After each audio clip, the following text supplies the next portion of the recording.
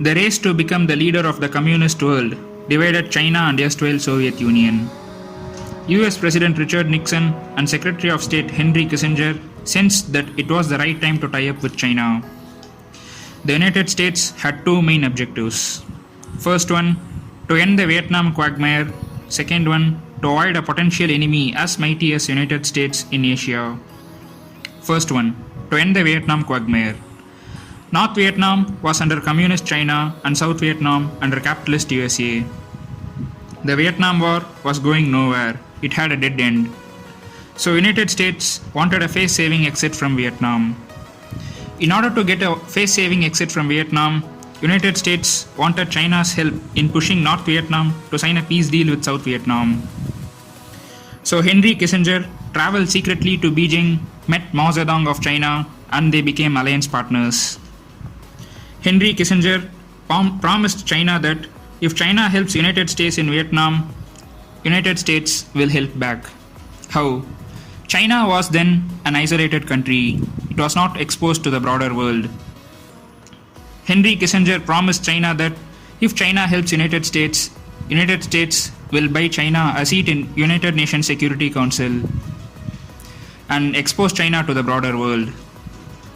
China was in dire need of that, so they both became alliance partners. Another thing that China and United States had in common was they had a common enemy, that is the Soviet Union. This made them to work closer.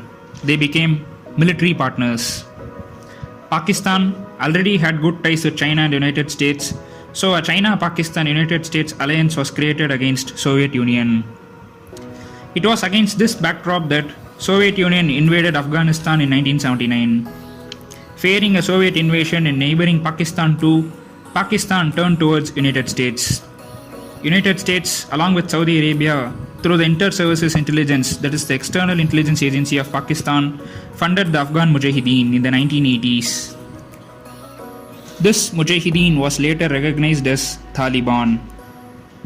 They were relatively ethnic Pashtuns and Tajiks, funded and trained by ISI with support from United States to topple the Soviet-backed Najibullah government in Afghanistan. They did succeed in toppling the Najibullah government, and after that, a civil war broke out between different militias in Afghanistan. The foreign-backed militias and ethnic militias were in a state of absolute civil war. Later, in 1996, the Taliban established the Islamic Emirate of Afghanistan. From 1996 onwards, the Taliban ruled Afghanistan. What changed the future of Afghanistan was the Twin Tower attacks on the World Trade Center in New York City. The Twin Tower attacks by Al-Qaeda-based terrorists made US to declare a war on terror. The Taliban in Afghanistan gave safe havens for Al-Qaeda in Afghanistan. Despite repeated warnings from USA, they still protected the Al-Qaeda. So finally on 2002, United States invaded Afghanistan. The United States wanted to abolish terrorism and restore democracy in Afghanistan. They did set up a Democratic Republic of Afghanistan headed by an Afghan. Even though they had set up a Democratic Republic, the United States was literally in a war with Taliban in Afghanistan.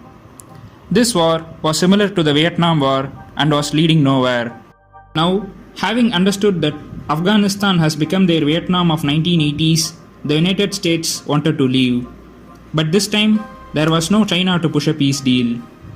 So, the United States appointed Special Representative Mr. Zalmay Khalilzad to negotiate with Taliban. This negotiation took place in Doha, Qatar. Finally, on February 2020, the United States and Taliban reached a deal.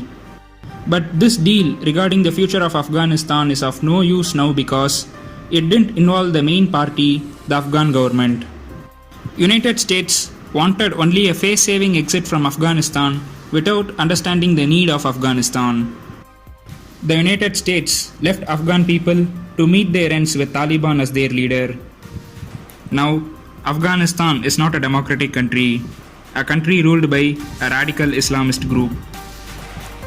Now, let's see the implications of a Taliban rule in Afghanistan to India. Taliban was set up by Pakistani ISI.